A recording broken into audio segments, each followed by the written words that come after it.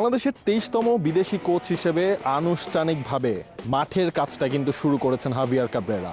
19 জানুয়ারি দায়িত্ব বুঝে নিয়েছিলেন। এরপর আজ কিন্তু 19 মার্চ, অর্থাৎ ঠিক 2 মাস পর বাংলাদেশ দল নিয়ে যে প্ল্যানিংটা তার রয়েছে, সেই বাংলাদেশ দলের যারা ফুটবলার রয়েছে তাদের নিয়ে অনুশীলনের কাজটা কিন্তু শুরু করেছেন তিনি।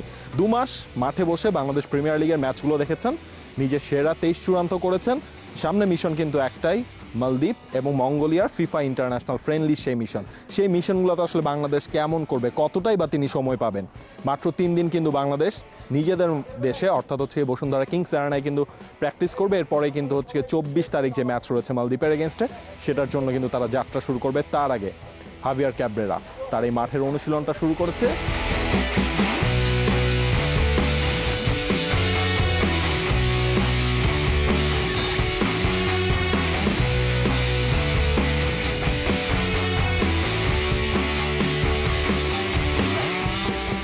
নতুনত্বের মোড়কে জাতীয় দল, নতুন কোচের নতুন মিশন, ফুটবলাররাও পেয়েছেন নতুন জার্সি। স্বাধীনতার মাসে সবুজ জার্সিতে লালের ছোঁয়া, পেছনে পুরো বাংলাদেশের মানচিত্র। পিছনের মানচিত্রটা অনেক সুন্দর লাগছে, আসলে জার্সিটা সুন্দর হয়েছে আর কি। হাভিয়ার কাবরেরার প্রথম দিনের অনুশীলনের 15 মিনিট পরেই তা হয়ে যায় ক্লোজ ডোর।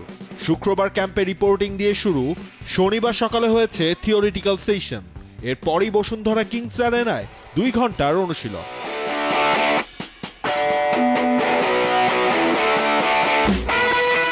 তেইশ জনের দলে মোহাম্মদ ইব্রাহিম ছাড়া বাকি সবাই যোগ দিয়েছেন নতুন কোচের পাঠশালায়। ফুটবলারদের সবকিছু নিয়েই খুশি। প্রথম অনুশীলন ভালোই হলো, সবাই নিজেদের সেরাটা দিয়েছে। তাদের এ নিয়ে আরো কাজ করব। আশা করি আমি যেটা চাচ্ছি সেটা তারা বুঝতে পারছে।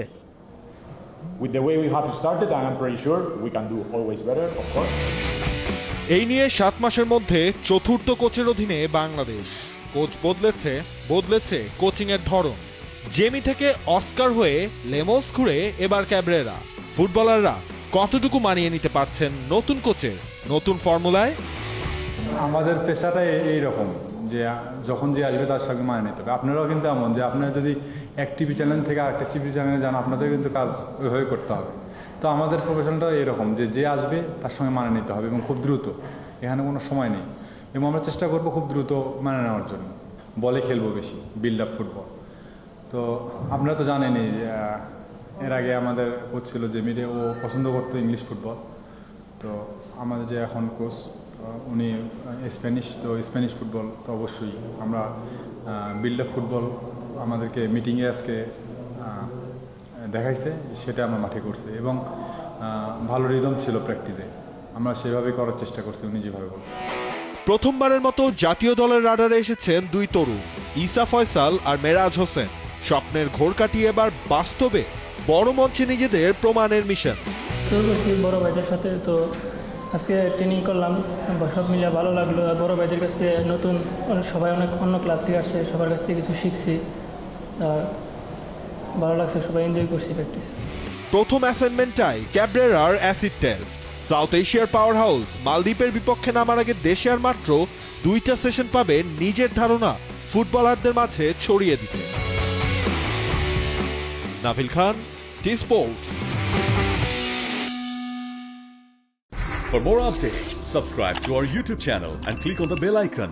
Follow us on Facebook and Instagram. Don't forget to like, comment and share. Visit tsports.com.